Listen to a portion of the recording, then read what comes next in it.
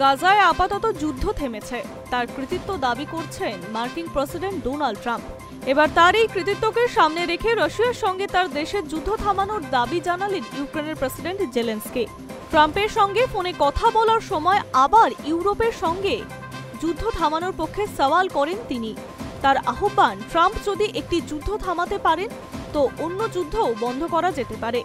সম্প্রতি ইউক্রেনের জ্বালানি গ্রিডে রুশ বাহিনী হামলা চালিয়েছিল, সেই নিয়ে উদ্বেগ প্রকাশ করে মার্কিন প্রেসিডেন্টের সঙ্গে কথা হয় জেলেনস্কির। বিষয়টি সমাজ মাধ্যমে নিজেই জানিয়েছেন ইউক্রেনের প্রেসিডেন্ট। তার কথায়, ট্রাম্পের সঙ্গে ফোন আলাপ ইতিবাচক এবং ফলপ্রসূ। পশ্চিম এশিয়ার ট্রাম্পের যুদ্ধবিরতির পরিকল্পনার জন্য তাকে অভিনন্দন জানায়। তারপরেই জেলেনস্কি বলেন, যদি একটি অঞ্চলের যুদ্ধ বন্ধ করা যায় তবে অবশ্যই অন্য অংশের যুদ্ধ বন্ধ করা যেতে পারে। এর মধ্যে অবশ্যই রাশিয়া ইউক্রেনের যুদ্ধ অন্তর্ভুক্ত।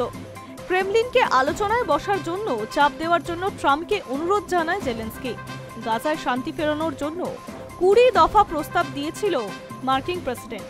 ওই প্রস্তাব নেতানিয়াহু এবং হামাসকেও দেখানো হয়েছিল। গত সোমবার থেকেই টানা 3 দিন ধরে দুই পক্ষের বৈঠকের পর মেলে রফা সূত্র। যুযুধান দুই পক্ষের ট্রাম্পের প্রস্তাবের প্রথম দফার শর্তে রাজি হয়েছে। সেই প্রসঙ্গ টেনে এবার রাশিয়া যুদ্ধ থামানোর আহ্বান জানালেন জেলেনস্কি। রাশিয়া ইউক্রেনের যুদ্ধ আদেও থামবে, সেই প্রশ্ন ঘুরছে নানা মহলে। আমেরিকায় দ্বিতীয়বার প্রেসিডেন্ট হওয়ার পরে এই যুদ্ধ বন্ধ করবেন বলে দাবি করেছেন ডোনাল্ড ট্রাম্প। তবে এখনো কোনো রফা সূত্র বার হয়নি।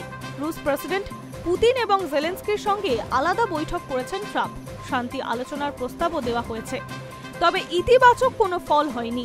কোনো পক্ষই এখনো পর্যন্ত এক টেবিলে বসার ব্যাপারে আগ্রহ প্রকাশ করেনি। দুই পক্ষই নিজের মতো করে শর্ত চাপিয়ে রেখেছে। বিশ্বের অন্য দেশগুলি এই যুদ্ধ থামানোর চেষ্টা চালাচ্ছে।